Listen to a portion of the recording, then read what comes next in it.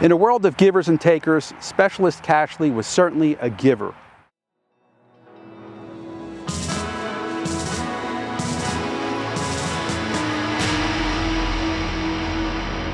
Hello, I'm Nick from Operation Gravestone. We are a registered nonprofit that cleans military gravestones and tells the forgotten stories of our fallen heroes, and hopefully inspires people to do the same.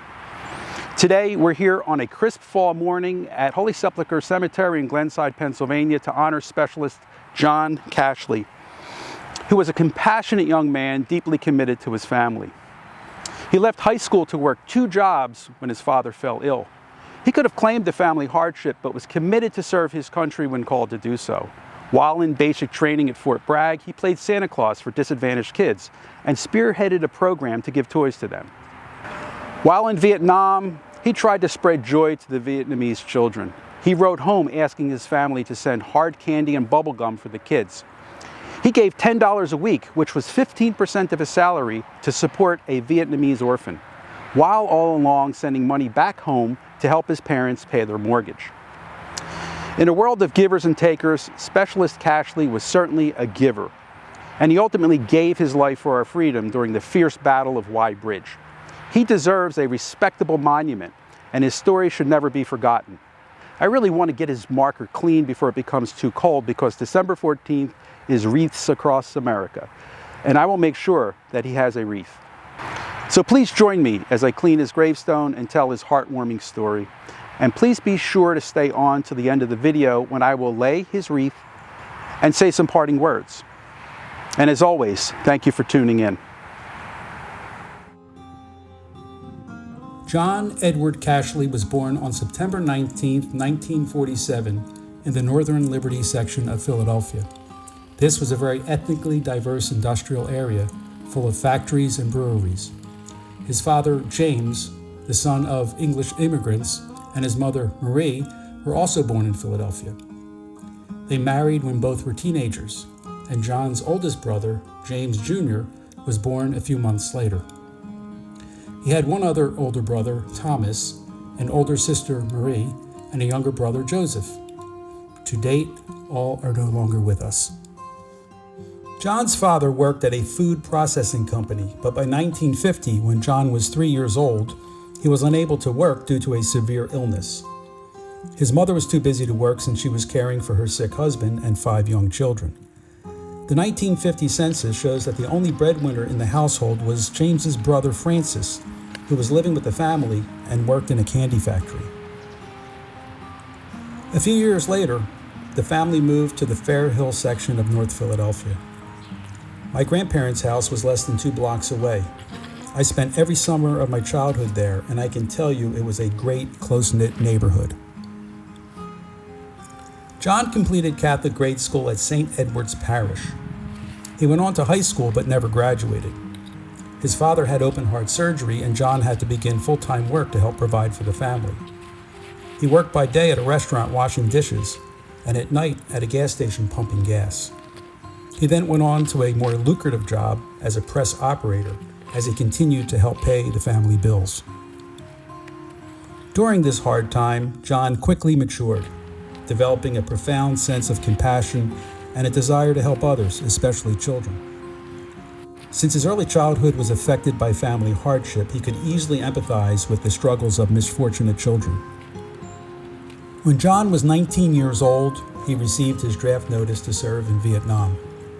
He could have easily claimed family hardship as a primary breadwinner, but he did not. He made the decision to serve his country, knowing that the military would provide for his personal needs, allowing him to send most of his pay back home to help pay the mortgage. John joined the Army in July of 1967.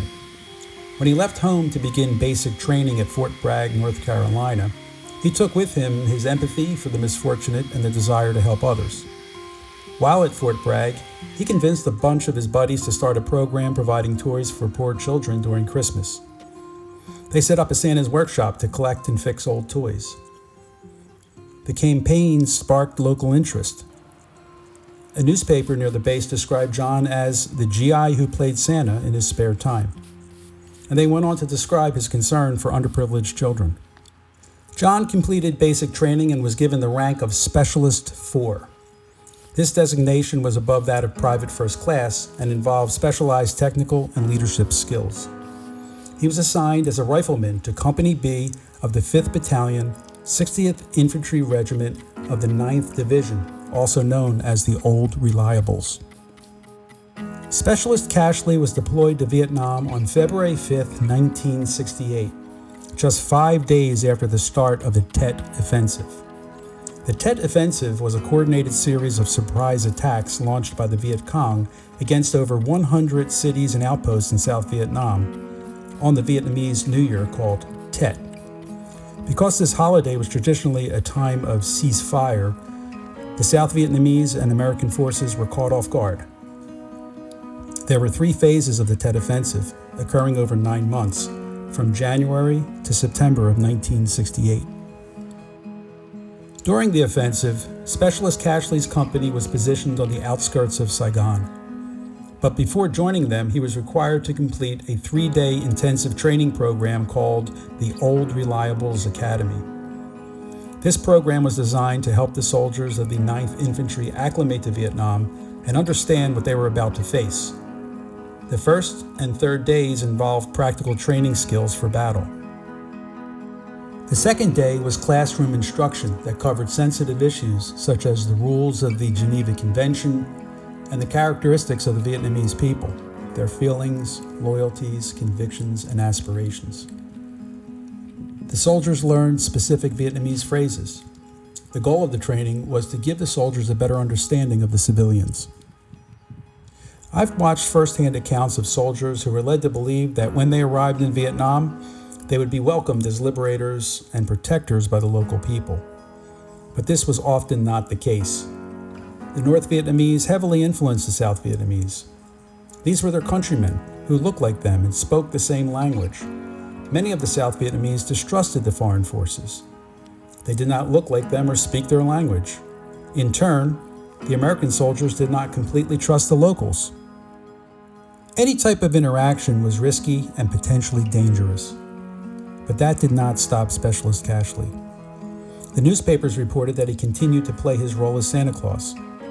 He wrote home often, asking his parents to send candy, bubblegum, and clothing. The papers reported that hundreds of kids benefited from his kindness. In addition to all the candy and clothes, he gave $10 a week to support an orphan. Adjusted for inflation, this is almost $100 a week.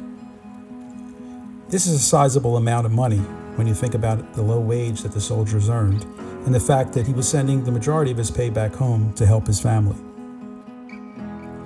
Helping others was Specialist Cashley's personal mission, but the real reason he was in Vietnam was to fight the enemy.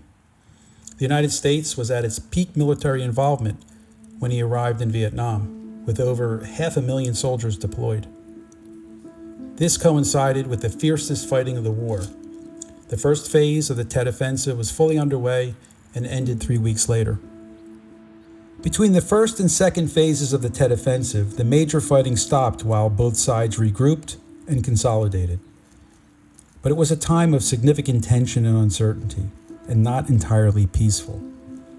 At this time, Specialist Cashley was assigned to the 3rd Platoon of Company B, nicknamed the Bunny Platoon. I don't know how they got their name, but their logo might give us a clue. The Bunny Platoon was assigned to secure the border towns of South Saigon, where random, intense urban fighting continued. On April 22nd, Specialist Cashley was injured by shrapnel, but did not mention the incident in his letters home. His parents later learned about the injury from one of his service buddies.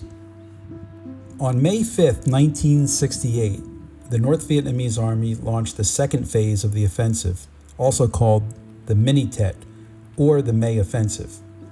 Specialist Cashley's company remained on the outskirts of Saigon, while Companies A and C fought the Battle of Y Bridge, also known as the Battle of South Saigon.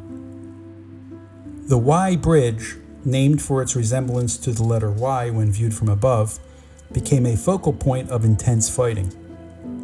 This battle took place from May 7th to May 12th, as U.S. forces attempted to block the Viet Cong's advancement into South Saigon over a series of bridges, including the Y Bridge. The U.S. forces were successful, and civilians then used the bridge to seek refuge outside of the war zone. The Viet Cong suffered significant losses after the Battle of Wye Bridge, with over 700 fatalities during the 5 days of combat. U.S. forces lost 27 soldiers in the fight. This is a ratio of 26 to 1. The surviving Viet Cong soldiers retreated from the city on May 12th, right into Specialist Cashley's sector, where the house-to-house urban combat became fierce. On May 13th, Specialist Cashley and the Bunny Platoon were engaged in a gunfight in the province of Gia Dinh. I found a newsreel of fighting in the area that day, but I am unable to tell if this was his unit. Interestingly, they were fighting around an Esso gas station. In a photograph of Specialist Cashley and his squad taken that day, an Esso station is in the background. It's hard to tell if it's the same one. The fighting that day was fierce, and 2 men in this photograph did not survive. Specialist Cashley was fatally wounded, along with his close friend Abraham Jackson of Louisiana. In total, 8 men from the Bunny Platoon lost their lives that day. The month when Specialist Cashley lost his life was the deadliest month of the entire Vietnam War. Specialist Cashley was in Vietnam for 3 months and 1 week. During this short time, he was engaged in multiple firefights and sustained gunshot wounds on 2 occasions. And despite these circumstances, the newspapers reported that he continued to play his role as Santa Claus. I can only speculate how this could have happened because I could not find a first-hand account. I'm sure it wasn't in the classic sense of donning the Santa suit and saying, "Ho, ho, ho." Specialist Cashley and his unit were in a war zone, and so were the children. This photograph, published in Philadelphia Inquirer, taken a week before he died, shows that there were periods of downtime. When his patrol was quiet, he probably took every chance to show kindness to children and share all the treats and clothing that he was able to collect. From a relative perspective, those acts of kindness amid the chaos and heartbreak of war embody true Christmas spirit, more than anything that we experience here in America with our shopping mall Santas and Disney Christmas parades. They all seem trite in comparison. His persona of Santa Claus was an interesting juxtaposition to his role as a soldier. The soldier kills and destroys, and Santa Claus heals and brings happiness. Most people, including soldiers, are kind, decent people who would rather help than harm others. During wartime, a soldier doing their duty conflicts with this, which creates an internal struggle.